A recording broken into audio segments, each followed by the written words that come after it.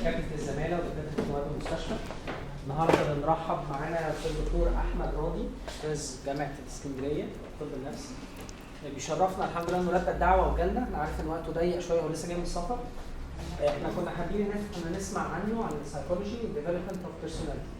فدكتور احمد عنده رؤيه هيديها لنا ملخصه وتقرب لنا الفكره كلها ان شاء الله. نتمنى ان شاء الله يشرفنا دايما ويكمل سلسله المحاضرات بتاعته. اتفضل يا دكتور احمد. طيب.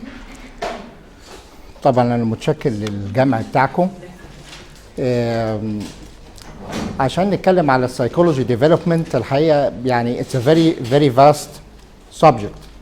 بس كل الناس اللي مهتمين او اللي هيهتموا فيما بعد بالسايكوثيرابي يعني should be aware of the different psychological school that may explain how your personality is being developed. For decades, all what is psychological have been attributed to psychological theories. And this what in fact retarded the development of psychiatry as a whole.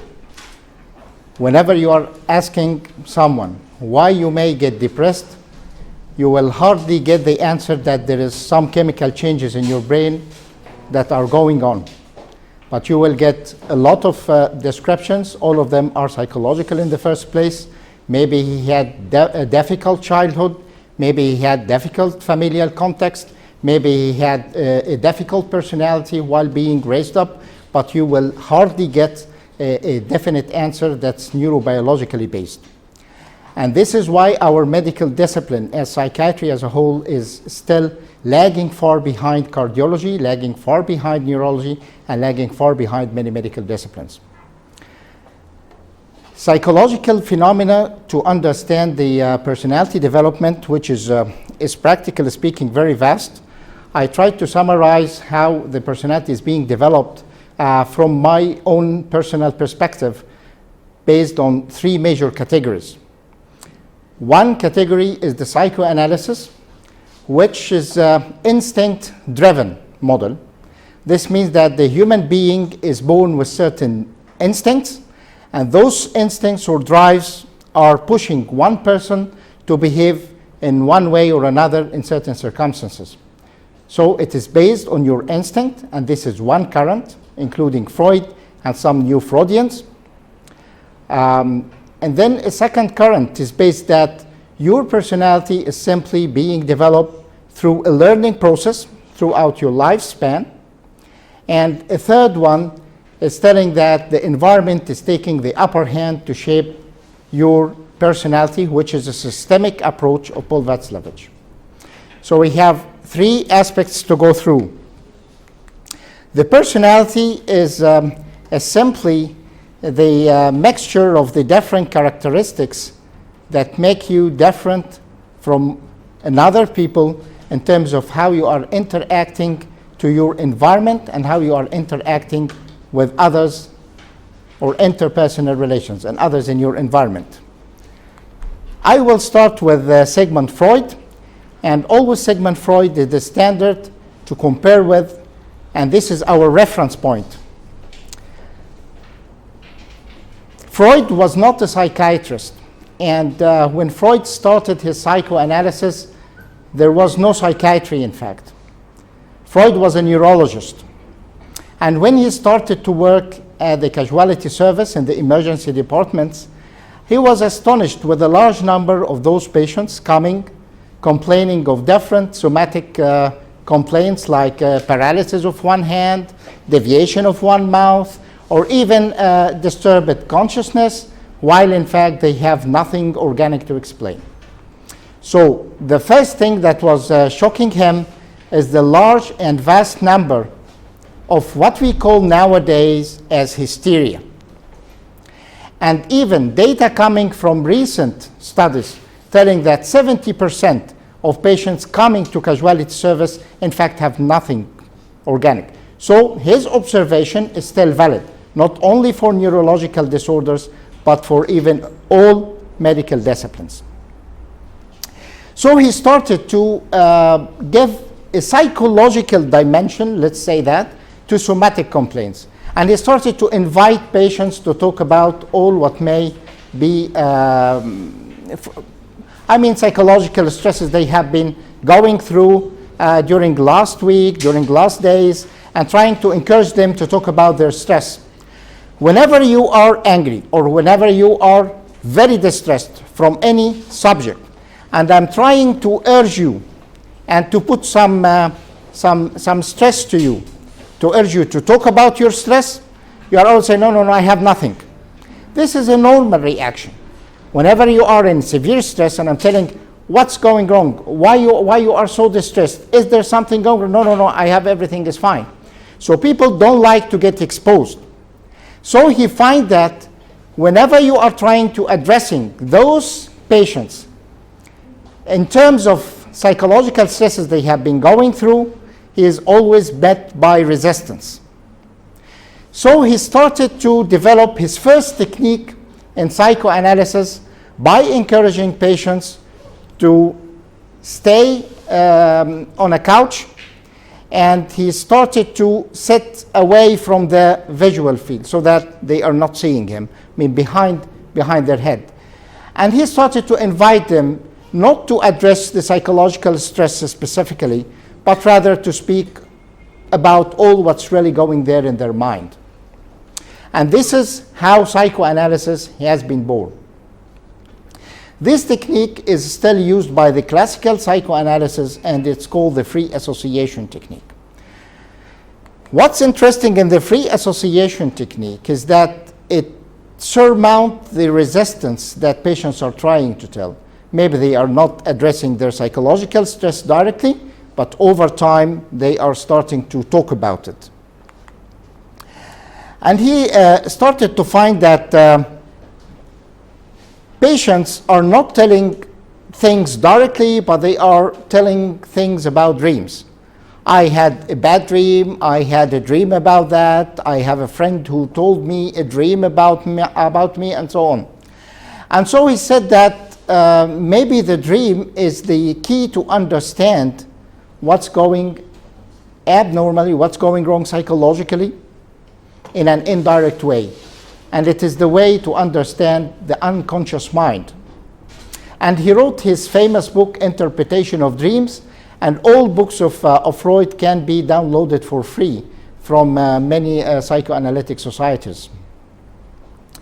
And the interpretation of dreams, he made some assumption. Maybe those assumptions are not very valid by those who are specialized in the interpretation of dreams. But he said that the dream that patients are telling, in fact, is not the true dream. This is the manifest dream. This is the dream the way they see it and the way they tell it. But in fact, it reflects another true things that he called latent dream. So a latent dream is transformed into a manifest dream by the dream work. And this is how he started to get interested that the psychological mind, if we can imagine the psychological mind as a virtual component to the visual construct, it carries a function. And one of those functions is to try to protect someone from the crude impact of a rude dream. Dream is full of things that are painful. And to withstand it and to overcome it, not to wake up, I have to see things, but in a way that's much more alleviated and much more accepted. And so the dream work, he started to talk about certain defensive mechanism, but not in that terms, because he did not use the word defensive mechanism by that time. But he called them the work dream, and he said that they are taking place at the unconscious part of the mind. And one of them is, for instance, the symbolization, the condensation. So you are symbolizing. Maybe I'm seeing someone walking, I'm seeing an animal walking, but in fact this animal is symbolizing something else. So symbolization is one of the dream work. Condensation, so this animal may have certain character and may reflect different characters from different persons, what we call condensation. So it doesn't only reflect one character, but maybe more than one character, and so on. And he said that the dream is in fact the way to understand a wish fulfillment. So patients or people in general want to satisfy their wish fulfillment through dreams. And he was challenged by the nightmares. If this is a way to fulfill their wishes, why do people or some people experience bad dreams and nightmares? And he made two assumptions for that. One of them is a failure of the dream work. So your mind failed in using the different defense mechanism to handle the crude rough dream. So it came the way it is, in its crude way, and you could not withstand the pain in it. And so you can wake up. And the second thing is that he started to get more interested in fact that some people have need to be punished, or they have a guilt feeling and they need to be punished. So they have an underlying wish to be punished somehow. And so Freud made his topographic theory, where he tried to classify the mind into conscious, subconscious, and unconscious.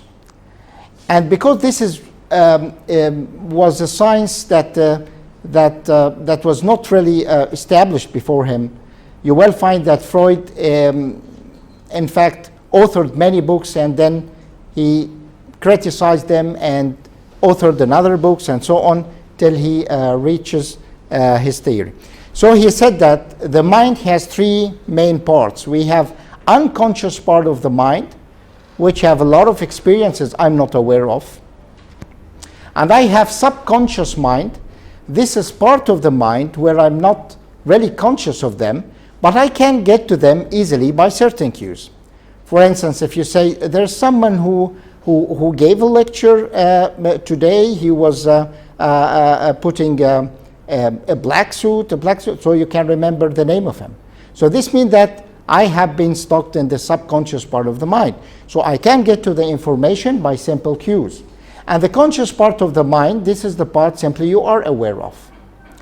And then he started to question, if I have some defensive mechanism to protect the mind that are making the work of dreams, where should I put this part? Is it in the unconscious part or in the subconscious part of the mind, or sometimes even in the conscious part of the mind? And so he started maybe to see that the mind is composed of three parts, conscious, subconscious, and conscious, but he had some difficulties in putting or in positioning this dream work and the defensive mechanism. And then he started to find that many patients are talking about sexuality while they are talking in a free association.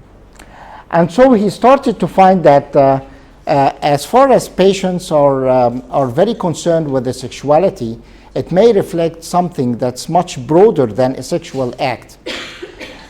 You should understand that sexuality in Freudian terms doesn't reflect a sexual act. It reflects simply a pleasure sense. Whatever pleasurable you are doing in your life is simply sexual from Freudian perspective. So whenever you meet a friend and you are fine with him and you are enjoying his meeting, in Freudian terms, you say that I'm investing my sexual drive in interpersonal relation, or I'm investing my libidinal energy in interpersonal relation. So libido, or the sexual drive, is not in fact a sexual act. It's simply all what you can do to get more pleasurable. And he said that the sexual drive is the main drive, and all patients are born with a sexual drive, and this is in fact the underlying motive and the underlying motto that pushes you everywhere.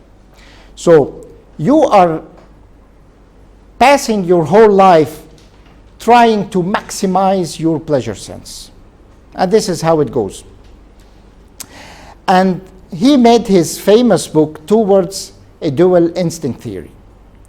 And in that book he said that there are two instincts, not only one. Maybe we have the sexual drive, but we have a sadistic component of the sexual drive in the form of thanatos, or wish to die.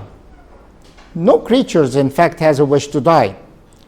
But historians say that he was very influenced by the First World War by that time.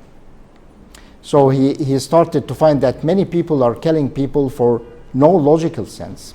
And he said that people not only have a sexual drive or to maximize pleasure, but sometimes they have a sadistic component of this sexual drive that they try to satisfy through either self-destruction or destruction of others. Later on, because of heavy criticisms that no one has instinct to die or instinct to death, he quitted that assumption and said, I have only sexual drive that may show some sadistic component. And he has even given one example of that. A baby has a sexual drive, for instance, in the form of getting pleasure from lactation. But when he starts to bite the nipple and the mother retreats her breast back, he said that he's expressing the sadistic component of the pleasure sense. And this is how he is starting to understand to control his aggressive impulses. As far as I have the sexual drive as the main motor, he said that I have an energy, because any drive is giving you an energy, impulse to express and to get gratified. And this libidinal energy, he made the assumption that at the beginning of your first ages of life, you are investing this sexual drive in self, in what we call the egocentrism. That's why a baby is enjoying playing with himself. He cannot understand the perspective of others. He simply understands his own wishes. He cannot postpone. He cannot postpone, for instance, demanding something, though his mother doesn't have money, because he doesn't care. What's important for him is to understand things from his own perspective, what we call the egocentrism. And as he grows up, he starts to invest this libidinal drive in the interpersonal relations. So he starts to get enjoying construction of interpersonal relation and relation to other. And he talked about what he called the primary narcissism. As far as you are investing your libidinal energy or your sexual drive in yourself, and you can only understand all what's pleasurable to yourself, regardless of other, you develop what we call the primary narcissism, which he considered as part of the normal development. And because of that primary narcissism, he described a very interesting phenomena of the homosexuality. And as far as he is investing himself or the libidinal energy in self, you are only understanding things from your personal perspective, you are egocentric, and you can only like persons who are identical to you. And that's why before the age of 7 years, you can find that children, whatever the cultural background, you will find that boys are playing with boys and girls are playing with girls. And whenever you impose on a boy to play with a girl, he considers that a degradation or a sort of punishment. This is applicable in Afghanistan or applicable in a Western culture. This doesn't mind. It seems that it's inherent. And so he started to find that this is the nucleus of a homosexuality, in terms that I can only like people who are identical of my gender. And as far as you grow up, you start to invest this libidinal drive in interpersonal relations, and you start to get a heterosexual tendency. Though sometimes Freud is being incriminated as promoting for homosexuality, which is entirely untrue. Because according to Freud, if someone is homosexual, means that he did not develop normally, or he is regressing back to an earlier stage. But as far as you are getting mature enough, you should not like persons like you. You should like persons that are different. So homosexuality in Freudian perspective is reflecting the primary narcissism and how it is manifesting in terms of liking people of the same sex.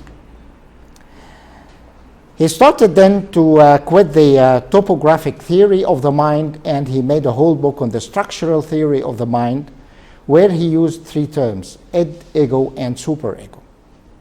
The id is the primitive part of you, the egocentric part of you, that needs immediate gratification, and it works through the pleasure sense. It wants to get pleasure sense whatever it costs. There is no understanding of circumstances, no understanding of the interpersonal context, no understanding of the conditions. And this is what we call the id, the primitive part of you, the childish part of you. And you have the ego. The ego is simply yourself. So yourself is your ego. Your personality is your ego. And the superego, which is the conscience, how you are judging your act as being right or wrong. And he said that the id is working through the pleasure sense, while the ego is working through the reality principle. And he proposed functions to that ego to work. And this is the basis of psychosis and neurosis as subcategorization. Sometimes you are asked, is major depression psychosis or neurosis? Is schizophrenia psychosis or neurosis? When you take a look on your classification of diseases, you will find those words do not exist anymore. But it's widely spoken and widely used worldwide. Psychosis and neurosis simply, do I have a good functioning ego or not? So if I have an ego that carry out its function, so I'm neurotic. If I have loss of ego function, I'm psychotic. And he said that the ego is carrying major functions like relation to reality.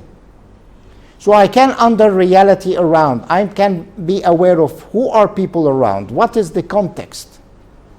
Is the occasion suitable or not? I can construct relation with others. This is a function of ego.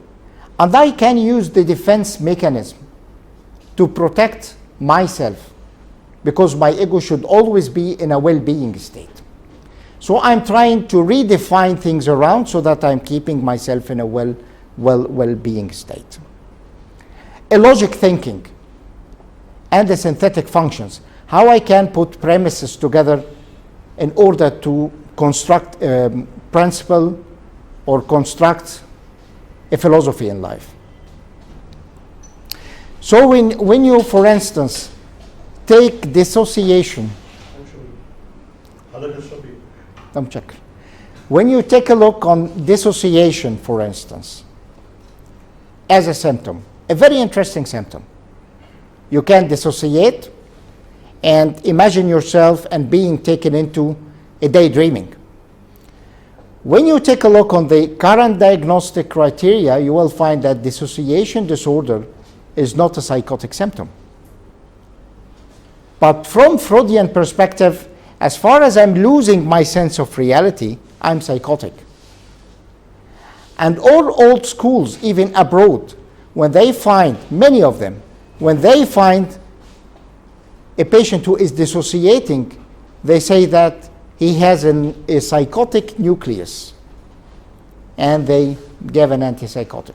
Whether this is valid or not, I'm just giving a general observation what's going on.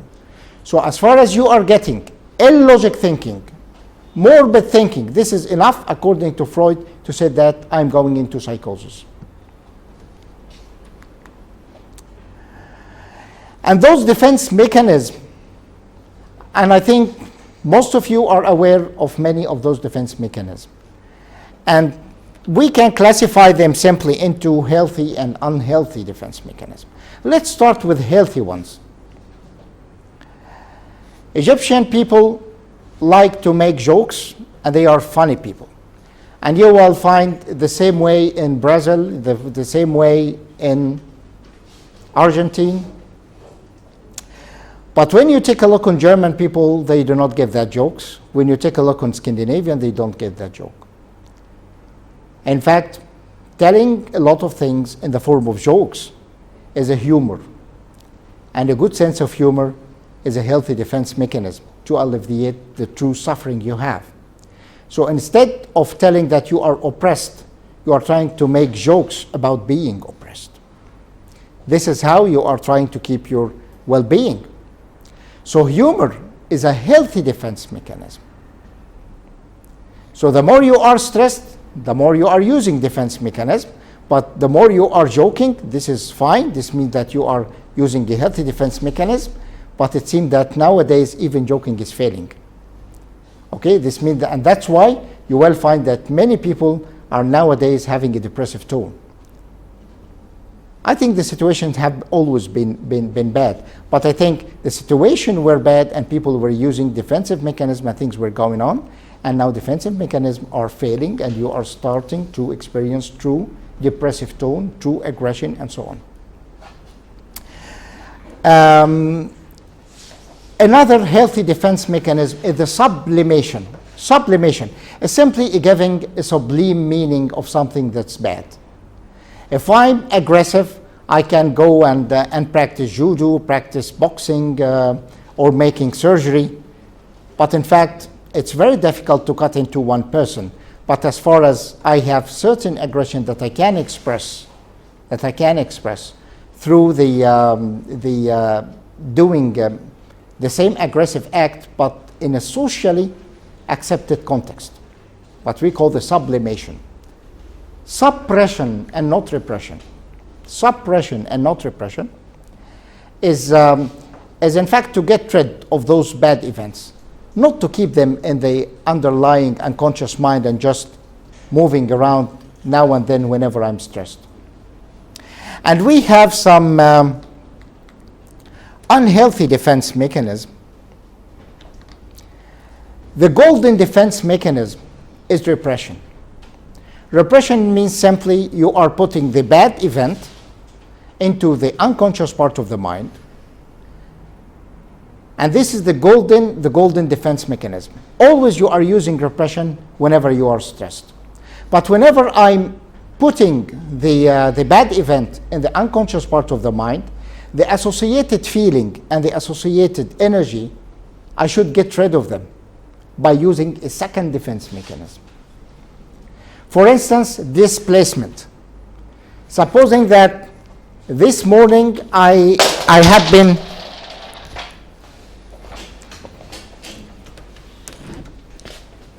مش مشكلة ده البوينتر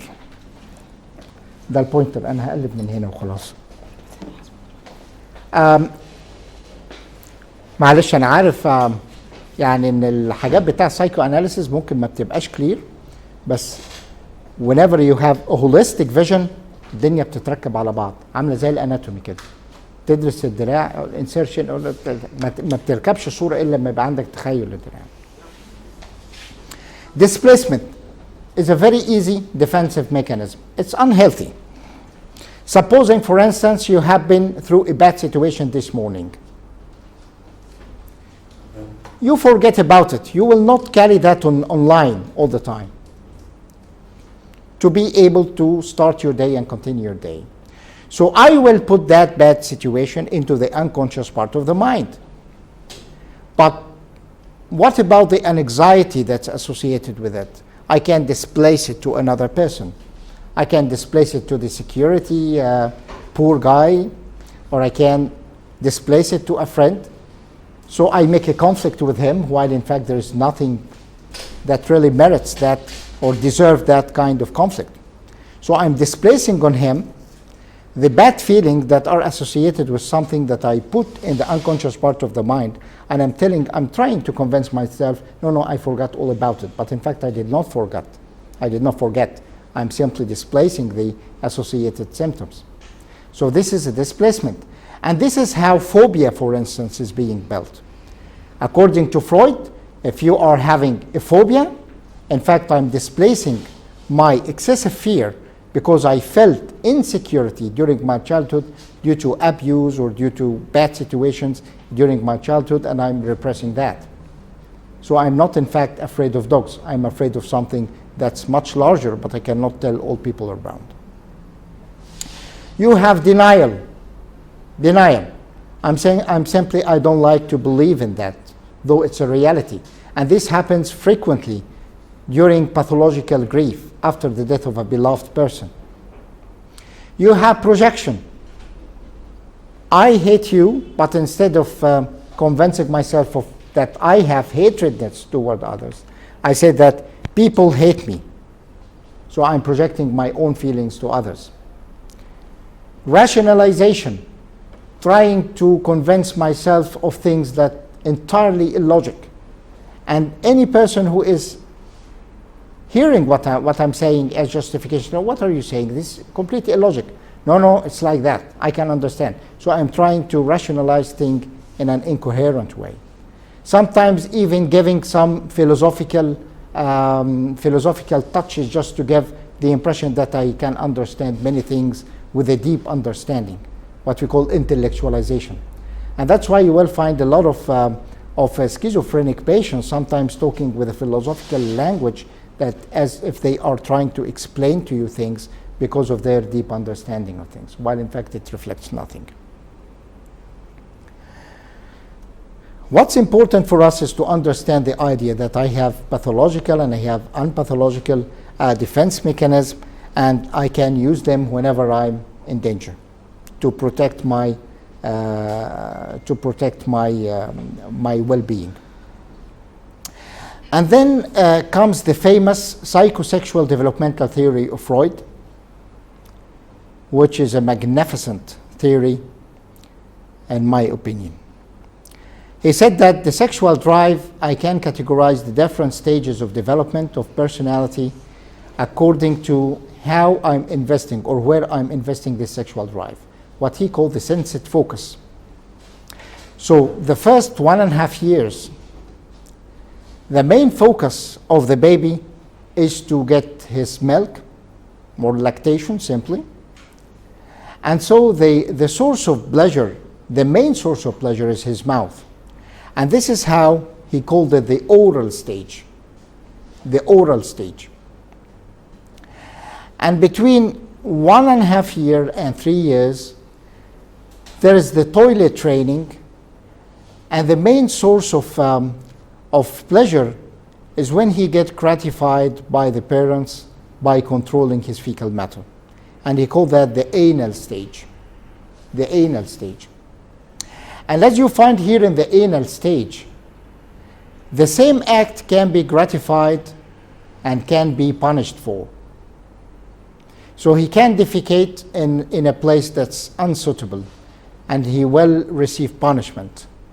And sometimes he can defecate in the bathroom in the proper place, and he gets gratification. So the same act can be gratified for and can be punished for. And children by that time are not that cognitively developed to distinguish between both. And this is how the nucleus of hesitancy is being developed, do or not to do. And that's why when you read about the Freudian psychopathology of obsessive compulsive disorder, and you can read that patients are regressing back to the anal stage of development. This means that they are using the same defensive mechanism that were prevailing during that stage. It's not that they are returning back to the toilet training. No, they are simply using the same defensive mechanism, what he called doing, undoing, which is hesitancy. And sometimes people are using hesitancy as a pathological defensive mechanism to protect the well-being because of an imminent danger, doing or not doing, as if I'm just trying to postpone an action. But it's unhealthy, of course. So this is the source of indecisiveness. And then between 7 and 11 years, he described the phallic stage and the famous audible conflict and Electra complex. And simply by that time, boys or girls start to find that manipulating sexual organ is very pleasurable. And this is the beginning of what we call the infantile masturbation. And so they are not practicing sex, but manipulation of this organ is pleasurable somehow. And as far as the mother is the significant other for a boy, He wants his mother, because he has a good developed ego, and he wants to share the pleasure sense with another one. He wants the mother to share a pleasure sense with him. And so he starts to understand that there is a specific relation, not a sexual, but a certain relation that's very specific between the mother and the father. And he starts to be jealous from the father. And because of his over concern with genitalia that are pleasurable nowadays, and he just discovered how they pleasurable, he starts to imagine that the father will harm him by castration or by doing something harmful to his genitalia. And this is how an audible conflict is being developed. So he likes the mother, but he is afraid of the father, and he thinks that the father may cause him harm through painful things into his genitalia. And he developed the castration fears. And this is the basis of persecution. All right, this is the basis of persecution. So the persecution is regression to the phallic stage, where the audible conflict is relived back again. And these things are really very intelligent from Freud, and I think you will get many experiences by seeing these castration fears in reality. Babies do have, and children do develop castration fears. You will find that a child at a certain age, he go and sleep with father and mother. And by that time, there is some sort of fearful sensation that he feels towards the father. So children don't like to sleep in the middle. They want to sleep on the mother's side. Whenever the father wants to drop them, for instance, anywhere, they are afraid, and sometimes they are crying and try to get attached to the ground as if they are getting punished, though the father is a very nice person. But he wants to go with the mother. Sometimes parents do not understand why this fearful sensation, but I saw it very frequently. And the same thing happens with the mother, but vice versa. What he called the penis envy, to describe that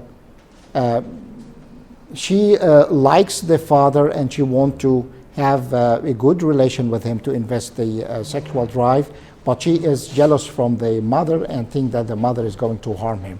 So it's the same thing, but vice versa. And this phallic stage, or the audible conflict, is a normal stage that every one of us, according to Freud, passed through. But to resolve that conflict, the child ends up by trying to be like the father, and the girl tried to be like the mother. What he called the identification. Okay, so they identify with the father, and this is how all of a sudden he likes the father in an excessive way. He wants to be a doctor like the father. He wants to be dressed like the father. He tries to imitate different gestures and different things the father is doing. And he starts even to ask the father many questions about what's right and what's wrong, what's beautiful and what's awful, as if he is trying to identify with the father in everything, including how he judges things as being right or wrong. And this is how the superego is being developed. So he developed his conscience based on the reference point with the father or the mother according to the gender of the baby.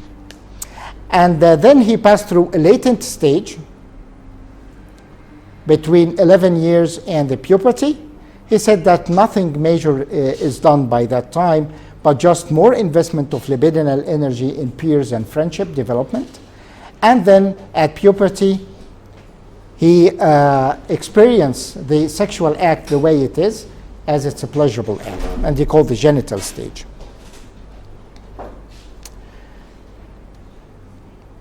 So before quitting Freud,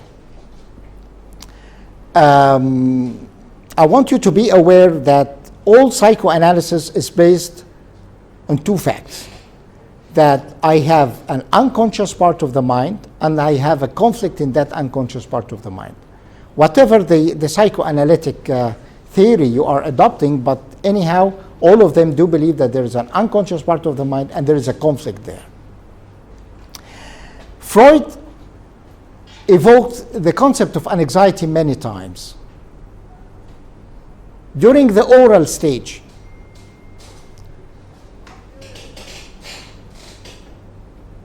he talked about what we call the separation anxiety that you may find among many school children. And this is a regression to an oral stage where you need an immediate gratification by lactation. And then he talked about the hesitancy, anxiety related to hesitancy in the anal stage. And the castration anxiety that's related to persecution in the imaginary part of your mind. And the signal anxiety, this is how your ego simply understands that I'm stressed and I have to use defense mechanism to protect myself. The concept of psychopathology in Freud and in all psychoanalysis is simply regression back. So instead of behaving as a mature person, I'm regressing back and I'm using the same defensive, unhealthy defensive mechanism that were prevailing during an earlier stage of mind. For instance, an addict is returning back to an oral stage and being egocentric. He can only understand his needs. He starts to make self-contentment. He can get pleasure by himself. He doesn't need to construct relation with others. If I say schizophrenia and all psychotic patients who develop persecutory ideas, they are regressing back to an audible conflict. So I'm acting normally. When I'm stressed, I'm reliving back again the bad experiences that I'm repressing. And because I cannot use the defensive mechanism to get rid of that bad sensation, I'm using unhealthy defense mechanisms to overcome it. And as far as I'm using the projection back again, I can get the persecution by reliving the audible conflict and the persecutory ideas. And this is how you will find the term regression always there in the psychopathology and the different pathologies you have. So whenever you are asked why this person can get that psychopathology or that mental disorder, you can simply take a look on the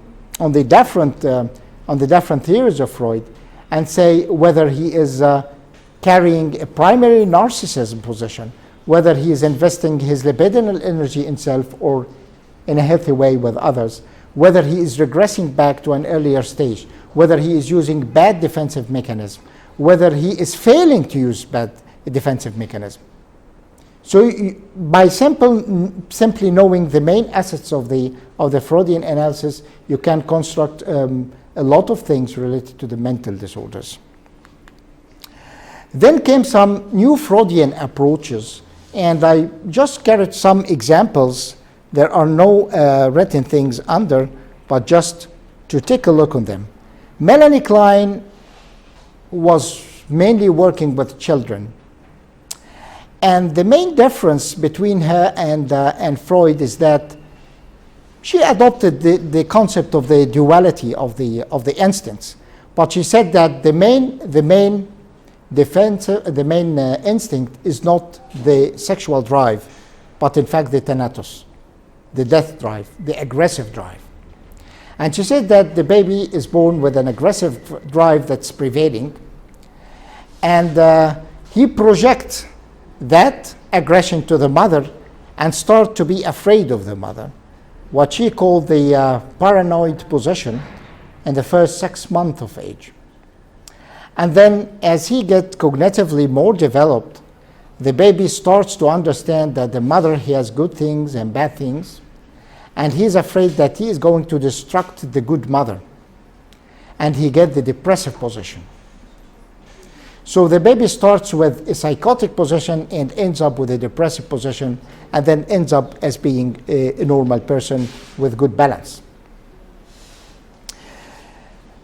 The main criticism of Melanie Klein is that the babies by that time are not really very cognitively developed to have such fantasies in an advanced way. And the paranoid position and the depressive position, many authors do not consider them as true stages like the stages of Freud. But in fact, they are simply fluctuating positions all of us do have in our life. I mean, to be afraid of someone and then to be depressed because I had bad judgment on him, and then to be afraid of him back again, and then to have some sort of guilt feeling that this person is good for me. And such oscillation or such a fluctuation doesn't really reflect a progressive staging the way it should be. Karen Horney make a big step on psychoanalysis by starting to say or to describe what she called the women's psychology. And she said that we have a women's psychology and a men's psychology. And the fact that the women should do or to carry out many tasks, these are in fact imposed by the society and has nothing to do with the psychology of women. And this is what the first thing. It's not a standardized thing for all human beings like Freud or Melanie Klein. No, we have a women's psychology and we have men's psychology. And Karen Horney started to use a much betterly understand words, because Freud used a very heavy Latin words and sometimes it's shocking for the community. And this is why he was not very well agreed upon by his time.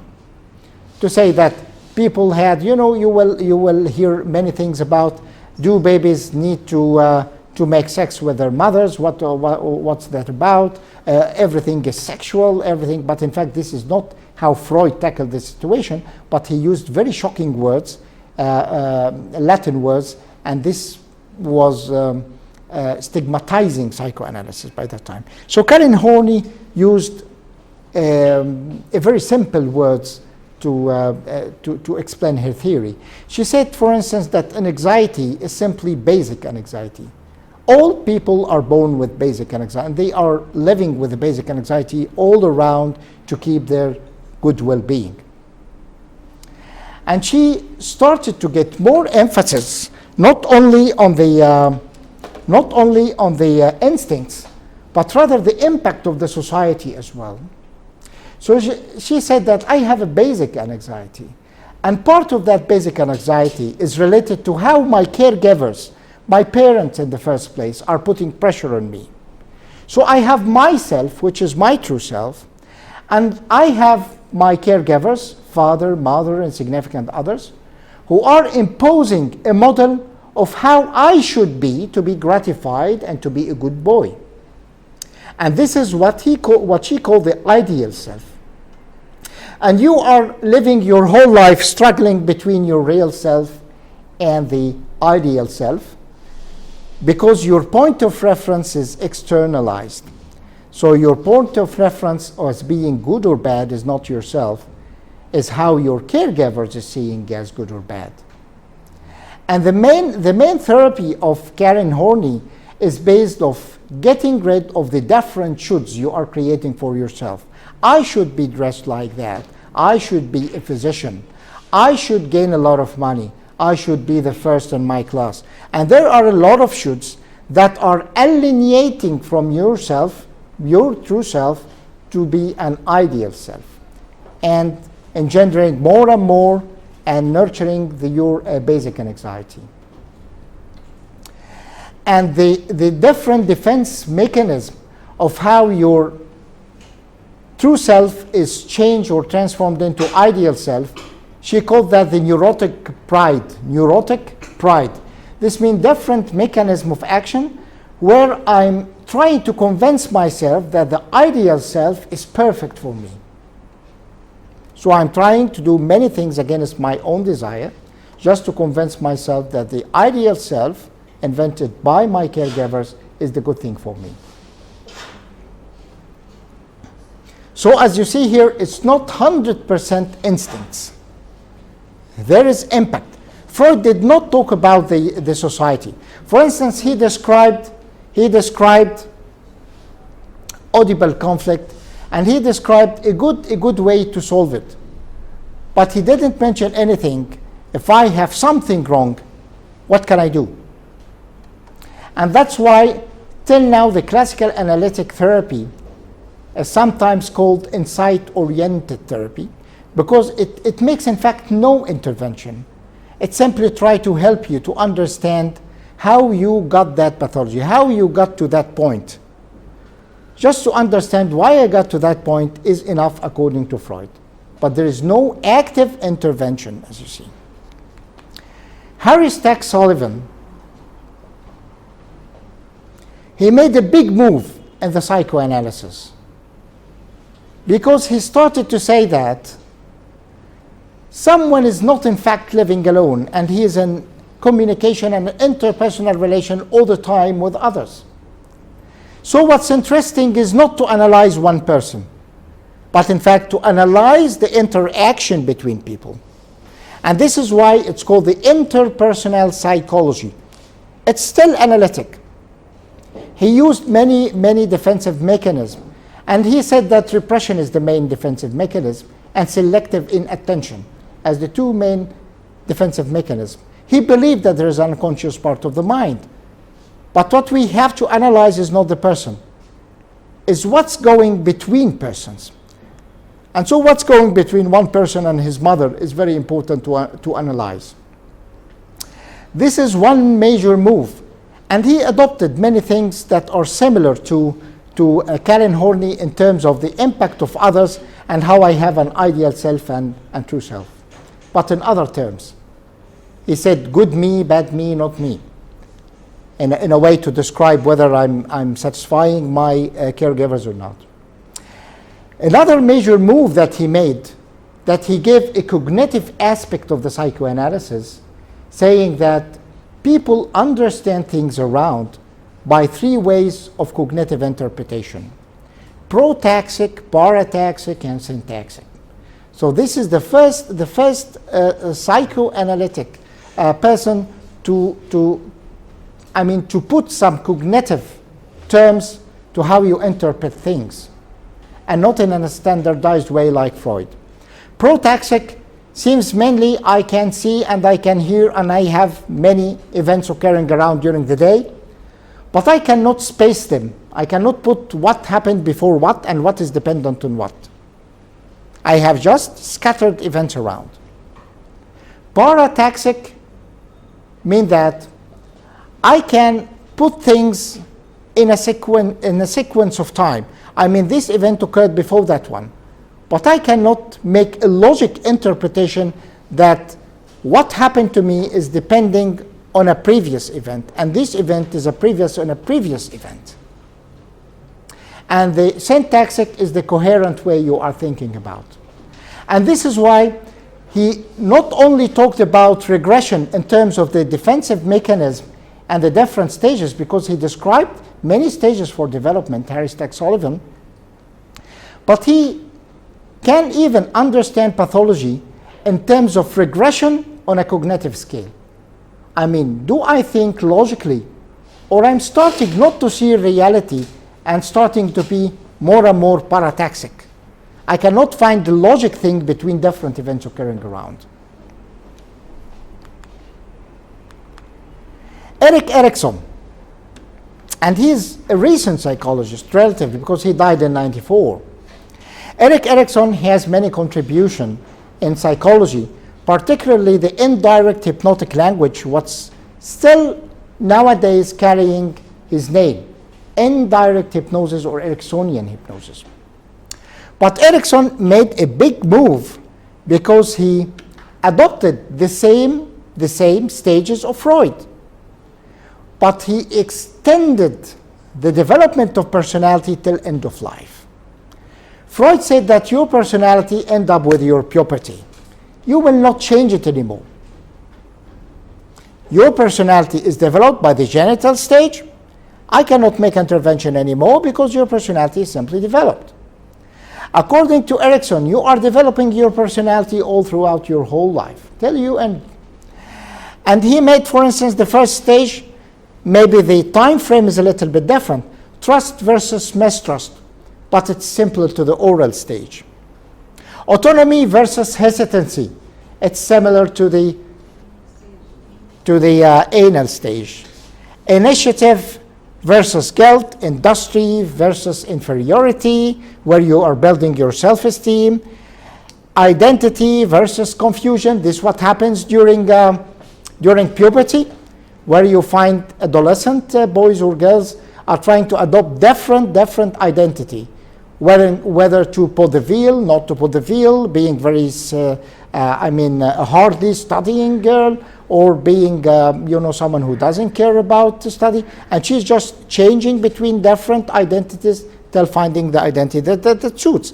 So the identity crisis was one of the major things that Erikson described. Intimacy, generosity versus stagnation, generativity.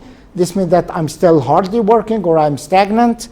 And till at the end, hope versus despair, while you are ending up your life satisfied with all what you made throughout your life, or I'm despaired because I did not achieve many of my goals. So he simply used simple words, as you find here, not Latin words, to describe each stage in terms of what is the conflict going there in your mind. And he described a very famous phenomena, what he called the midlife crisis. And many of you maybe heard about it.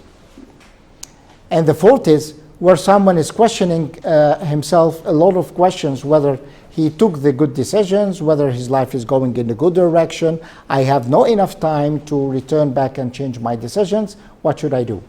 And though the media is badly using this midlife crisis as if the midlife crisis is only for men, while in fact midlife crisis is for both men and women. And the recent psychology, by the way, is heavily criticizing the presence of midlife crisis, because prospective studies, longitudinal prospective, long duration studies, have questioned the presence of those midlife crises. In fact, midlife crisis does not exist in a normally growing person.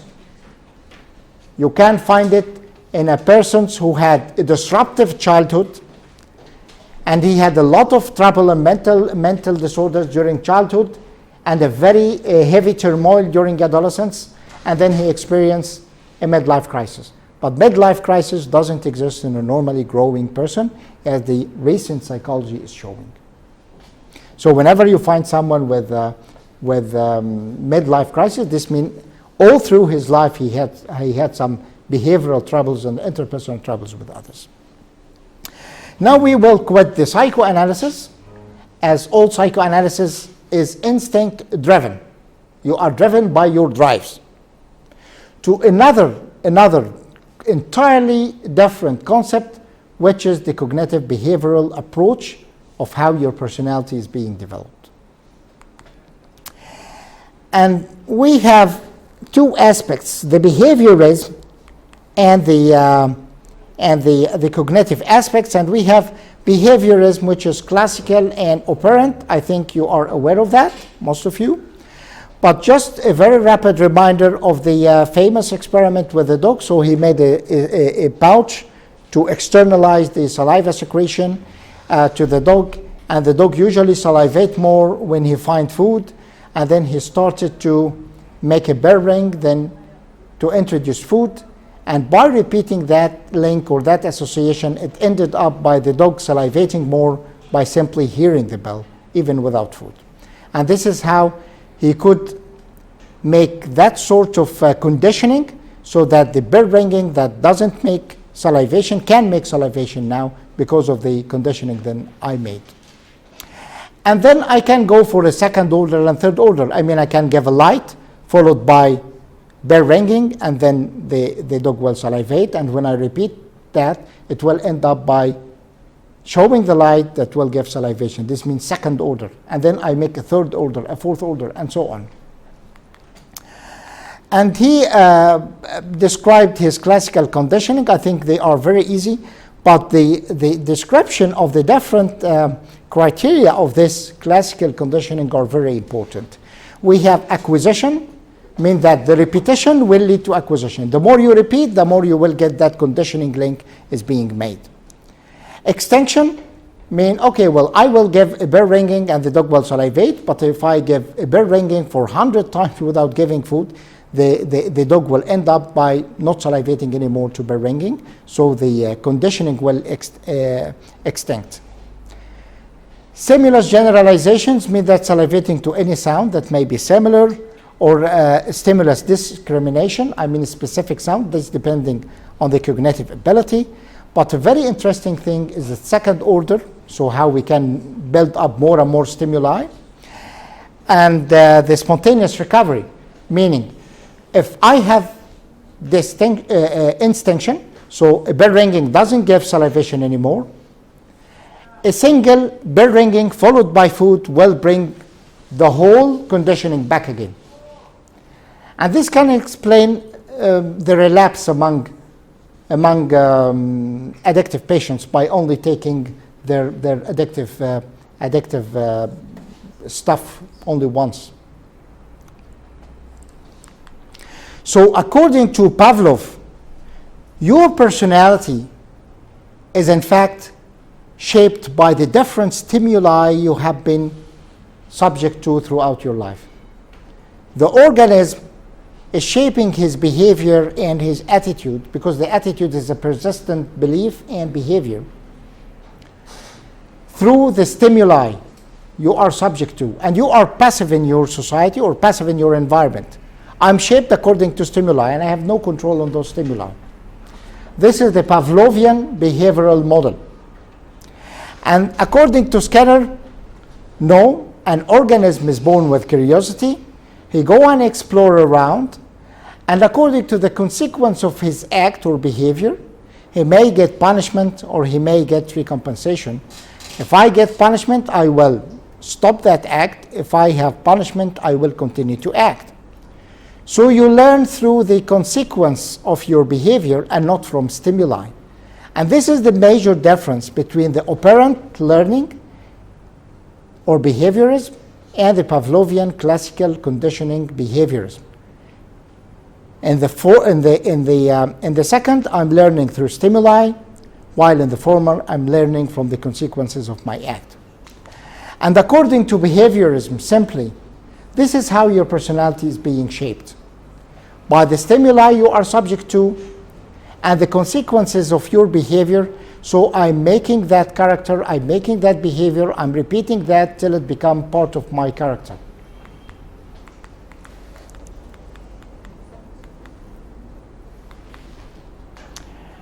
Then came different ways of learning, like learning, social learning, or learning by imitation. Simply, you are imitating your mother, you're imitating your father, you're imitating your professor, you're imitating your teacher, and so on.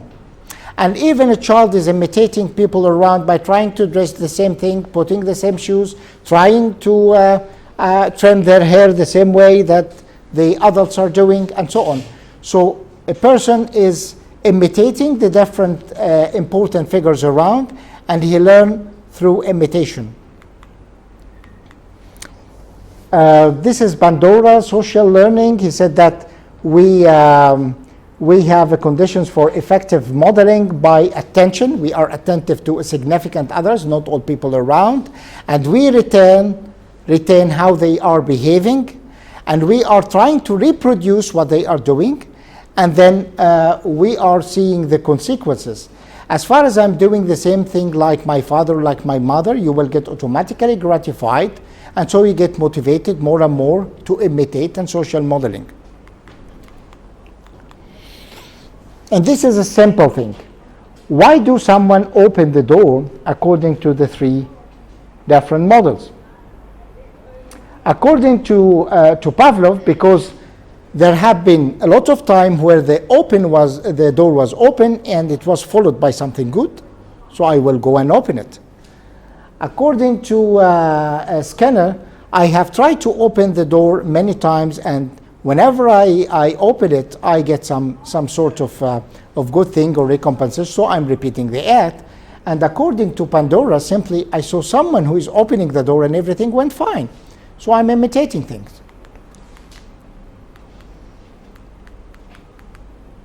So we have different theories of how you learn. The basic one is the behaviorism. It's very basic. For instance, why, according to the behavioral theory, someone get depressed? Because he simply learned to be depressed when he is under stress. He learned to be helpless. And then he go more cognitive, then constructionism.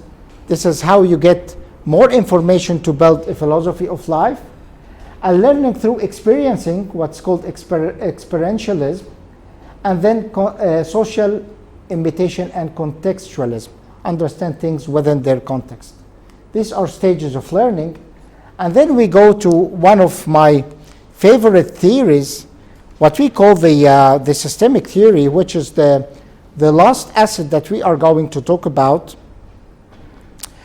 And it's a big move to understand how your personality is being developed, because it's not how you learn, it's not instinct-driven, it's simply the impact of your environment.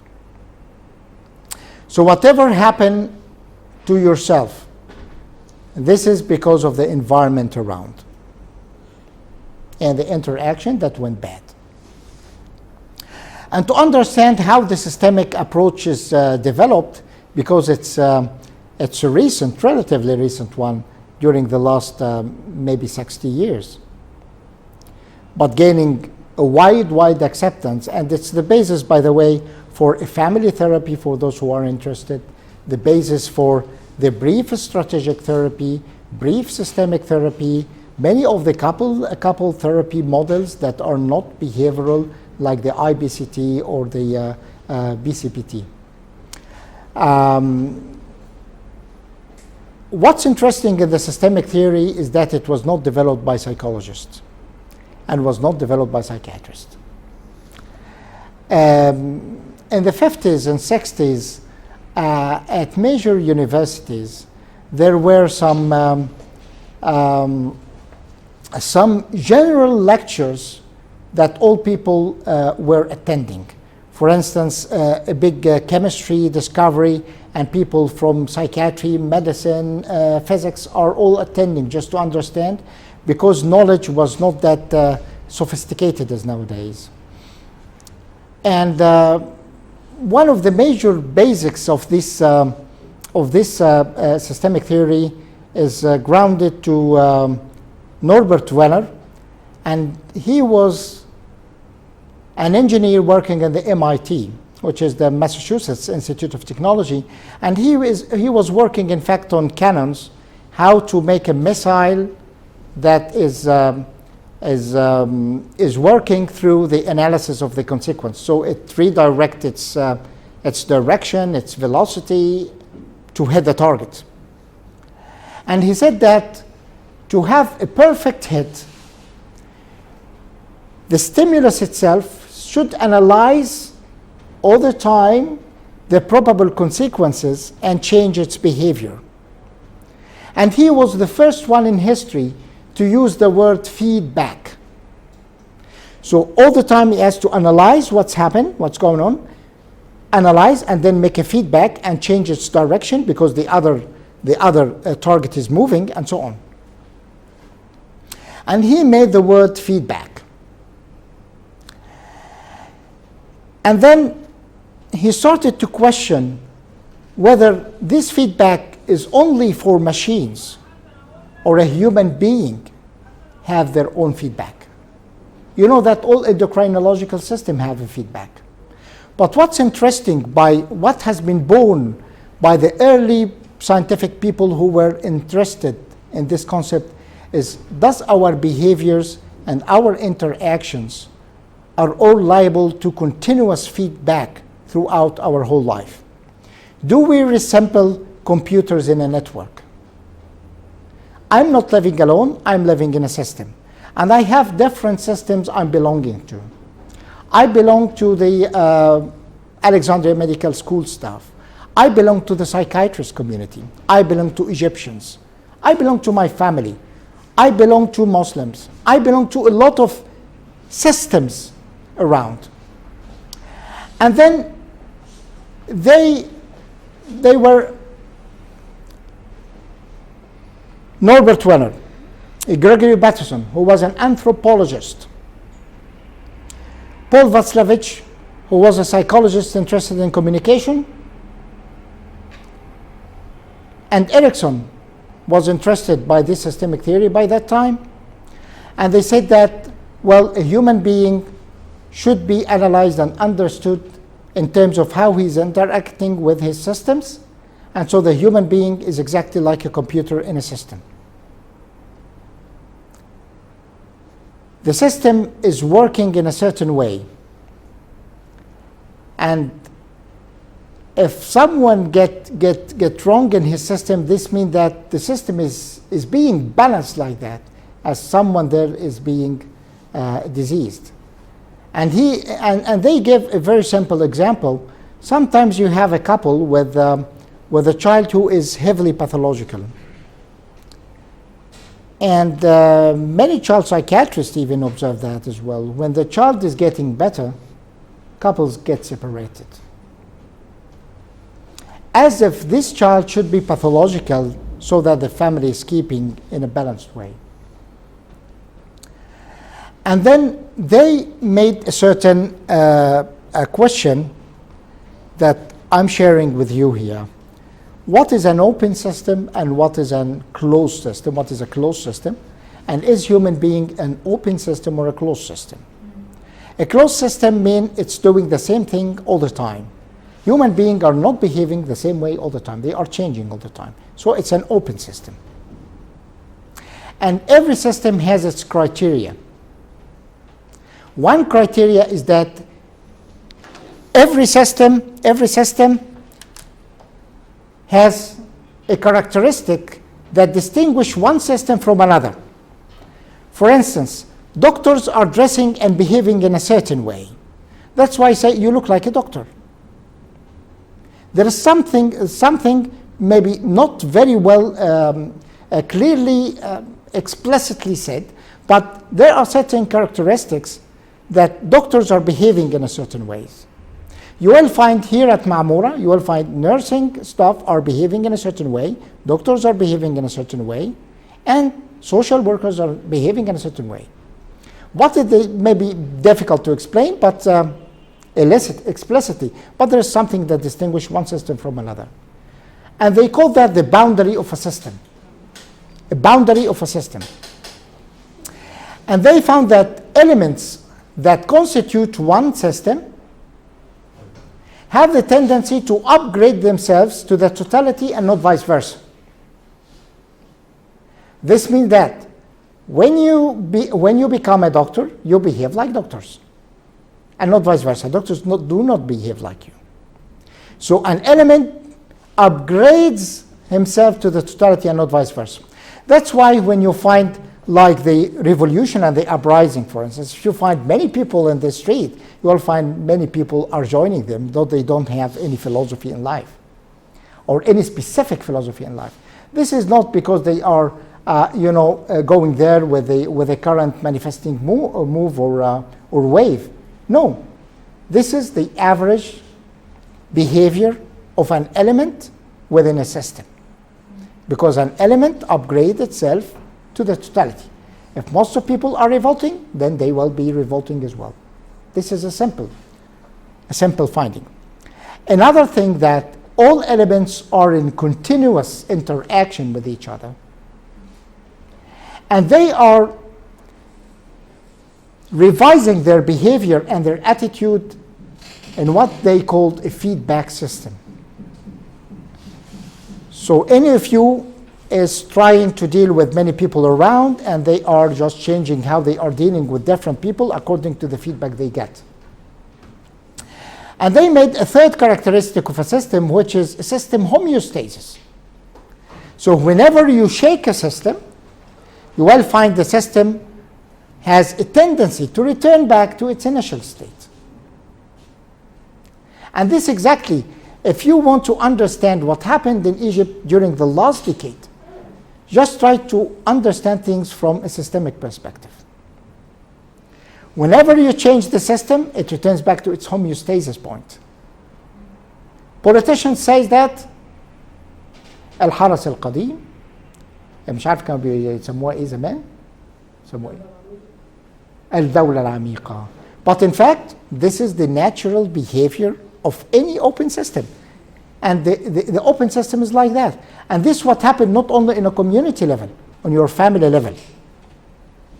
Because this is how you're developing your personality, in fact. I have a system in my family, and it's very difficult to change that system. The communication. Paul Václavich said a very interesting phrase. Human being is in communication all the time, whether they talked or they kept silent.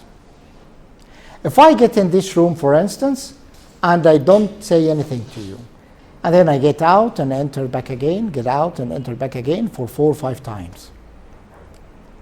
And then you will be angry, and you will say, don't you have a minimal decency? You are not even saying a good morning. I say, what's wrong with you? I said nothing wrong to you. Why you are angry? In fact, the fact that I did not say anything, I sent a message. And that's why a human being is a continuous communication all the time. And this is one of the basic things that you have to teach for couples, for instance. That not to addressing things and try not to open things is not a solution, but addressing them correctly. Because you are all the time are giving a meaning. And he said that the communication sometimes should be understood on 2 levels. There is a communication, this is the phrase that is said, and there is a meta communication, what is beyond the meaning. And both of them should go together. If they don't go together, then we get a paradoxical communication. And he was the first one to describe the double binding, which is very common among schizophrenic patients. Because there are psychological skills to assess this binding, and this binding was an important point to have a weak personality that's liable to develop schizophrenia later on.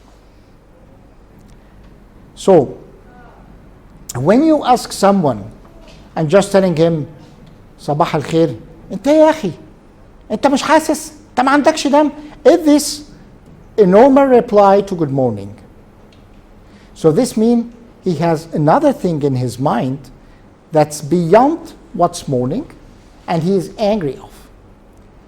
And he made a very beautiful assumption, is that most people try to resolve conflicts through addressing the literal words and the phrases that have been said and trying to explain it.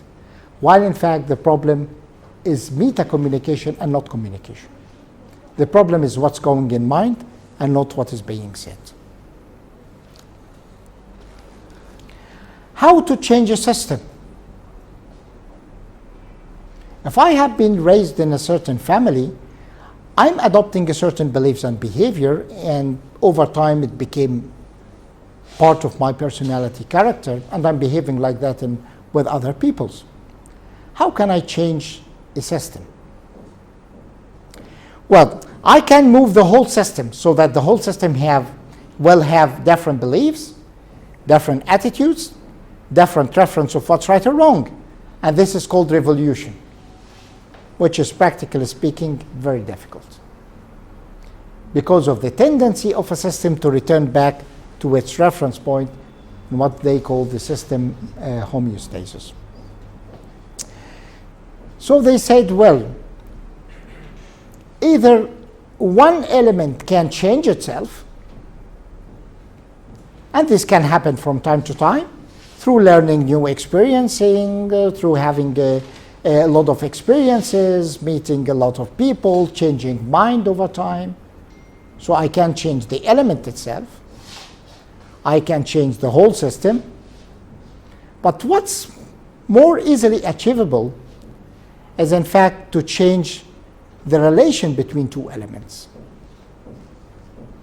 What they called relational reframing, that's occurring all the time. And this is how you accept certain things. And one good example, when I was observing what happened through the uprising, when there was a very bad relation that's going on between people and the police authority, nothing changed, in fact, over time and over the last 10 years. But the media has started to make, according to the systemic perspective, a good relational reframing so that police did not change, people did not change. They simply changed the relation between both of them. So instead of that, this is authority figures. No, they are sacrificing themselves. They are poor people. They are suffering a lot, and we have to sympathize with them. But in fact, nothing changed. All what's changed in how we are looking to each other. And this is how reframing resolved the major issue that has been going through 1 or 2 years till a good reframing settled back again the society. How do pathology develop? The systemic approach is very interesting in revolutionizing that question. From all previous psychological interventions, you may ask yourself, why did symptoms occur? Why did pathology occur? In the systemic approach, you say, what does the symptom serve? And what does the pathology serve? This patient is schizophrenic. If he is not schizophrenic, then someone else in the family should be schizophrenic. Because the system is like that. 4 normal, 1 schizophrenic. If he is not schizophrenic, then he will be normal, but another one will get another pathology. Because the system is going on with someone who is pathological. And that's why, as far as this symptom is serving something, the main approaches for them is sometimes to try to exaggerate the symptom in what they call the paradoxal intervention. Are you aware of such paradoxal intervention? For instance, according to the analytic theory for the OCD, obsessive symptoms are hardly to get rid of. Because obsessive patients, according to the analytic schools, have an omnipotence. People are adapting themselves to the obsessive patient. So if he can take 1 or 2 hours in the bathroom, they will not disturb him, not to repeat and stay more. This is called omnipotence, a false power. And as far as he have an omnipotence, he doesn't recover. So, according to the systemic approach, this obsession is serving something. It's giving him a false power, so he's fine. He's complaining of the obsession, but he is taking a false power, and people are adapting themselves to him. So to get rid of that, you have to encourage more and more obsessive symptoms till he cannot withstand that anymore. The same for the hysteria. Why do hysteria people go to traditional healer and then they get perfect?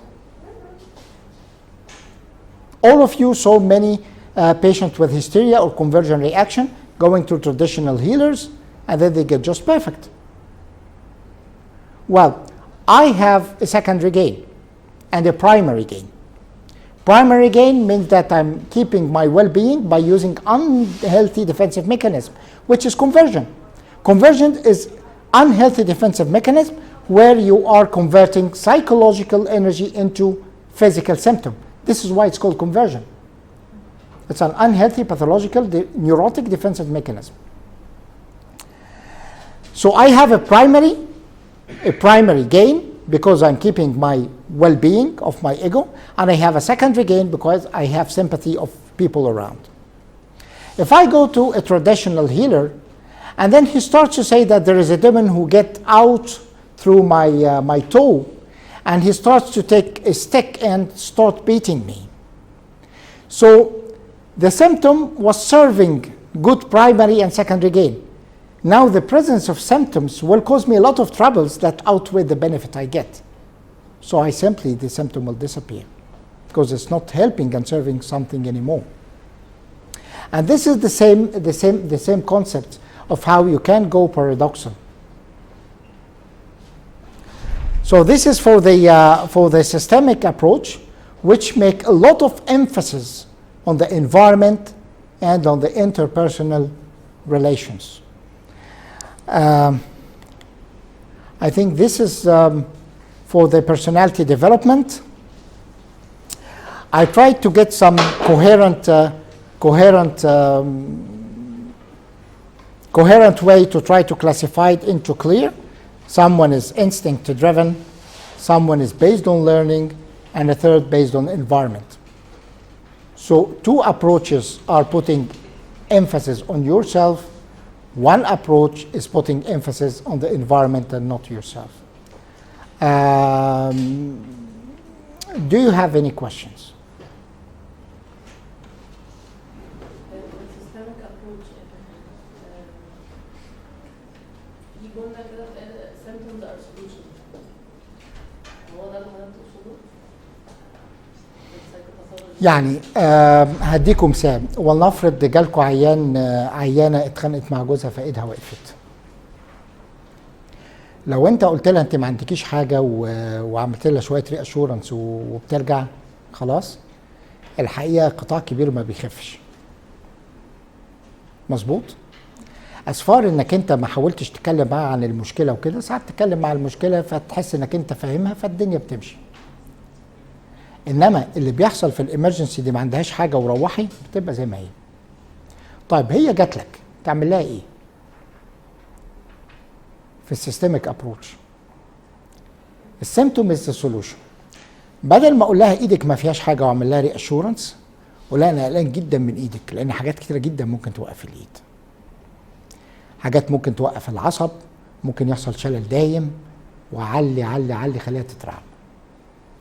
وبعدين بدل ما تعرضها شو اكسسيف كير that she cannot withstand، يعني قول لها لازم نعمل كمادات تلج كل 4 ساعات وما تخليهاش تنام. هنقيس الضغط كل ساعه، ما تخليهاش تنام 2 3. هيبقى مشكله وجود الكونفرجن ده اكتر من البنفيت. فهتقول لك انا خفيت، قول لها لا لا لا انا مش متاكد. هتخفي يعني هتخرج على المسؤوليه. جو اهيد اللي احنا بنسميه تيك ذا لو بوزيشن. خلاص؟ يعني هي اللي لازم تقنعك انها خفت وليس العكس. فذيس از ذا سيمبتوم از ذا سولوشن. في نفس الوقت انا ما عملتش حاجه نون ايثيكال، يعني ما عاقبتهاش، ما عملتش افيرجن، ما رحتش كهربتها زي ما الناس بتعمل، وده طبعا ايثيكالي از نوت اكسبتد. مانيبيوليشن. بصي في السيستميك بصي اي حاجه تقدر تعمل، اللي بيشتغل في سايكوثيرابي يفهم الكونسبت ده. اي حاجه تعملها في السايكوثيرابي is good as far as you have a coherent model. a coherent model. يعني انت مثلا رحتي قلت لها والله انت عارف انا قريت انك انت لما تعمل كمادات كل ساعه الايد بتخف احسن. في اي scientific base لده؟ طيب according to systemic theory this can be justified. بس according to different approaches ده مش justified وكان be judged انه wrong technique، لان انا بعمل moral judgment on the person وبدي things that are not based on reality. انما في السيستميك ثيوري عندهم ان مفيش concept of reality، ده ان nothing is real. فreality is a constructed reality. ولهم كلمه جميله جدا ورائعه في ان انا لو عاوز اقيم اداء العاملين في المعموره بعمل ايه؟ بجيب واحد من بره يقعد طول النهار يلف ويكتب تقرير. طب افرض انا جبت واحد من المعموره، جبت وكيل المعموره رئيس المعموره، اقول لا لا لا ده تقرير متفبرك، ده بايست، لان مفيش حد بيوصف نفسه. human being is describing human being. فبتدخل في حاجه اوتوماتيكالي scientifically speaking philosophically speaking اسمها auto reference. auto reference، انا بعمل auto reference. يعني انت رايك ان البيرسوناليتي بتديفلوب كده، بس يمكن الكلاب لهم راي مختلف البيرسوناليتي بتاع الهيومن بينج بتديفلوب ازاي، بس انا ما اعرفش. ده معناه ان human being is describing human being. فبيتني الواحد في auto reference بايس ما يقدرش يخرج عنه. هم لهم راي فلسفي، ففي الاخر ما فيش رياليتي. علشان كده انت بترمي، بتقولوا له والله الكمادات كل 10 دقائق هتفك الايد، ما فكش، اديله ابره كل 3 ساعات. لان هم رايهم if one hypothesis did not work go and make another hypothesis. بس يعني الموضوع ابسط يعني، لان مفيش true reality، مفيش true reality. في ايه تاني؟ وهم اول ناس يوصفوا الاوتو ريلايزنج هايبوثيسيس. اوتو ريلايزنج هايبوثيسيس، اكيد قريتوا الترم ده خلاص. يعني انا لو قلت لكم ايه مثلا، عيانه داخلالي فواحد قال لها خدي بالك ده دكتور احمد يخليك مش واخده بالك، ويقوم ضربك بوكس، هتيجي هتقعد قدامي، اجي اعمل حاجه في الشنطه الاقيها رجعت، اقول لها مالك؟ تقول لي مفيش حاجه. اجي امسك القلم الاقيها اتخضت ورجعت، اقول لها انت مالك في حاجه؟ تقول لي لا مفيش حاجه. تطلع بره اقول لها عملت ايه معاه؟ تقول لها كان حاول يضربني بوكس 3 مرات بس انا خدت بالي ما اديتلوش فرصه. اسمها اوتو ريلايزنج هايبوثيسيس. يعني انا حاطط هايبوثيسيس ان مايند فبفسر الامور بناء عليها، وده موجود في سلوكيات كتيره قوي قوي قوي. لان محدش بيتعامل مع حد او في سيتويشن وهو نيوترال تماما. فعلشان كده مفيش ترو رياليتي بالمعنى اكوردنج للسيستميك ثيوري عموما. فالانفايرمنت بتلعب بيك وانت عمال تشكل زي ما الانفايرمنت بتشكلك، زي السيستم اللي انت اتولدت لقيت نفسك فيه. يعني ببساطه كده، يعني الناس اغلبها مسلمه لانهم اتولدوا في مجتمع مسلم، قاعد يقول لك ده ونفس الحكايه المسيح، هو لو كان في الهند كان بقى هندوسي. That's it, as simple as that يعني. لان عنده كونسبتس وماشي عليها، والناس بتابجريد themselves to the totality. نادر ما حد بيعكس خلاص. بس هي الدنيا بهذه البساطه. دول هندوس اتولدوا في الهند، هو اتولد في الهند ما بقاش ياكل لحم وخلاص. انت قاعد هنا بتاكل لحمه لان السيستم بتاعك مختلف. تنقل سيستم تاني هتابجريد تو ذا توتاليتي. يعني يقول لك ايه، ده واحد راح هناك عايش دور الخواجه ومش عارف، هو راح ابجريد هيم سيلف تو ذا توتاليتي. ده بيجيت انسرتد كويس، قاعد شايف ان دولا ودولا ودولا وهيتنوا ريفوليوشنري، حاجه من الاثنين، يا هو يتغير يا السيستم يتغير يا يعمل انذر ريليشن. انذر ريليشن بمعنى تاني، زي ما انت بتقول مثلا ده قدمهم كذا، ده مش عارف ايه، ده مش عارف ايه، هم بيتقدموا عشان كذا، بتقعد تدي لنفسك شويه بليفز. بس في الاخر لو انت ابجريدد يور سيلف تو ذا توتاليتي فده الافريج بيرسون. يعني يو كان بريدكت ذا بيهيفير. لو انا خدت ان ده فاريبل في الانفايرمنت، يو كان بريدكت ذا بيهيفير اوف ذيس فاريبل ان ذا كوميونتي اكوردنج للكرايتيريا بتاعت السيستم العادي. معناها كده بينفي الفري ويل على الانسان؟ ليه؟ بينفي الفري ويل على الانسان؟ مصطفى ده جاي لكم من عندنا ودايما يحب يتفلسف كتير. اول حاجه الفري ويل ده كلمه كبيره قايمه على كونسبت كبير وهو سايكولوجي اوف موراليتي. وسايكولوجي اوف موراليتي عليه كويشنز كتيره. هاو يو جادج واتس رايت اور رونج، ليها موديلز كتيره. و should I be considered guilty for certain act or not. فكره الفري ويل ما هياش موجوده بشكلها المطلق، لان علشان تقول في moral responsibility psychologically speaking، وده حتى ليكوا انتوا اللي منكم هيشتغل في الفورنسيك، لازم يبقى في اللي هو احنا بنسميه الترصد، اللي هو سبق الاصرار. يعني عندي true intention وعندي persistent to do an act. بس وانا بعمل دول لازم يكون عندي free will to do the act. free will يعني ما اناش مغصوب، يعني محدش حط عليا مسدس وقال لي اسرق. عندي free will. الكويشن بقى الفلسفي بتوع السيكولوجي، هل في بني ادم عنده free will حقيقي ولا لا؟ مفيش حد عنده فري ويل حقيقي، لانك عندك كونسبتس. يعني انت ما عندكش فري ويل حقيقي لان عندك ريفرنس اوف واتس رايت اند رونج بناء على الدين، زي اغلب الناس في الكوميونيتيز المتدينه، والدين كان امبوزد عليك لانك اتولدت لقيت نفسك فيه. فبقى عندك واتس رايت اند رونج امبوز، فما عندكش ترو فري ويل عشان اقول ده صح ولا غلط من اصله. ففي فري ويل ولا ما فيش فري ويل، دي كلمه الحقيقه فيلوزوفيكالي عليها كويشن مارك. وانا ممكن اديك كتاب لطيف اسمه ذا موراليتي، بيتتبع من الحاجات البيست سيلر الحقيقه، كتاب رائع بيتتبع المشكله دي في حوالي 100 صفحه، رائعه الجمال في تتبع المشاكل، حتى فيلوزوفيكال سبيكينج للناس اللي عندها سايكولوجي.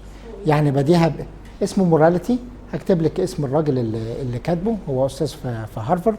هي الفكره انه بيقول لك لو انا عندي سفينه مثلا وكان فيها قبطان، وبعدين القبطان ده كان الكهوليك بس ما كانش سكران وهو سايق ولا حاجه، بس راح في النص وشرب الكول لانه ما بيقدرش يبطل خلاص، وبعدين قامت عاصفه جامده جدا فالسفينه دي اتهدمت وقعت.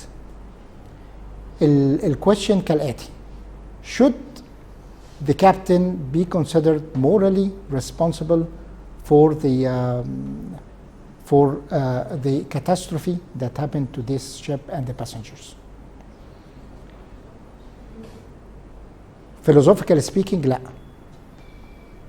لان هو هيبقى قانونا حتى في المجتمع الغربي لا، لان نفس المبدأ اللي بيقوله دكتور مصطفى كده ان he had no free will، had no free will، كان under the effect of drug. يبقى معنى كده ايه؟ ان هو should be kept responsible of drinking alcohol during his working hours، ولكنه مش morally responsible for the death of the passengers. فيقوم يعكس لك السؤال، يقول لك طيب ولنفرض ان هو كان وصل بالسفينه برغم ان هو شرب الكول وكل حاجه، وصل السفينه لبر الامان والناس كلها نجت. Should he always be kept morally responsible for drinking alcohol ولا هيبقى بطل؟ خلاص؟ خلاص؟ يعني الناس ماتت، أول سؤال لازم تسأله علشان تحدد الريسبونسابيلتي، هل في دايركت كوزاليتي ريليشن ولا لا؟ يعني دول ماتوا لأن هو كان سيء؟ لا، لأن كانت في عاصفة، ففي حاجة ثالثة. الحاجة الثانية، هل كان عنده intention ولا لا؟ وهل لما عمل intention كان عنده free will ولا لا؟ free will يعني under effect فما عندوش free will وحرية حركة، أو كان under threatening أو أي حاجة. طب في أسئلة تانية؟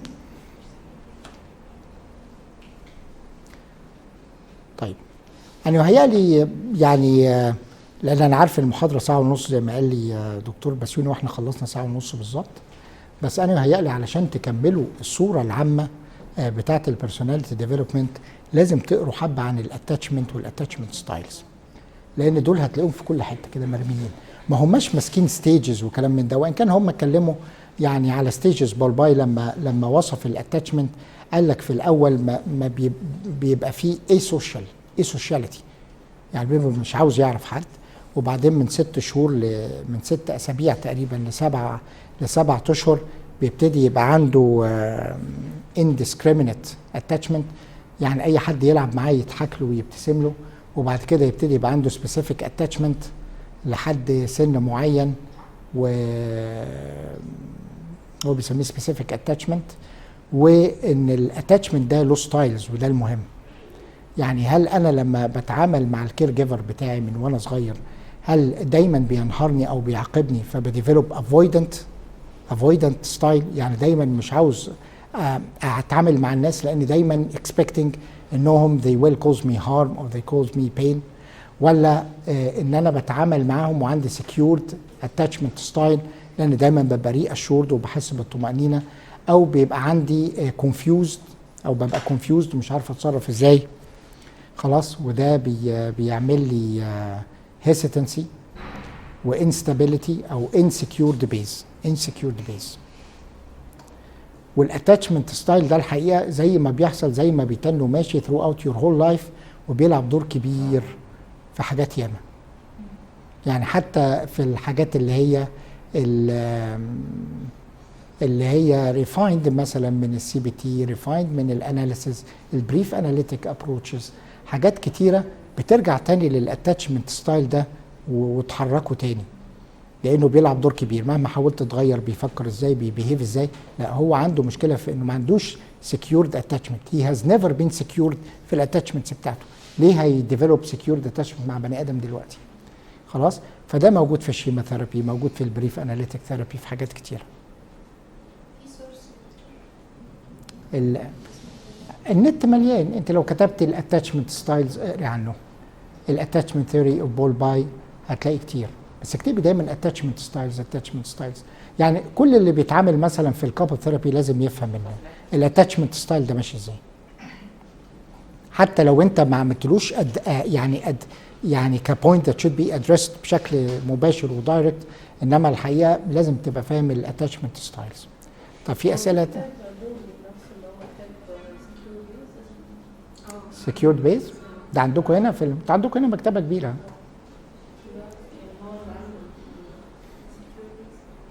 طيب في اي اسئله تانية ولا دايما كلام فرويد والاناليسيس ده يتنه موجود في دماغكم؟ ده البيز. متشكرين كتير.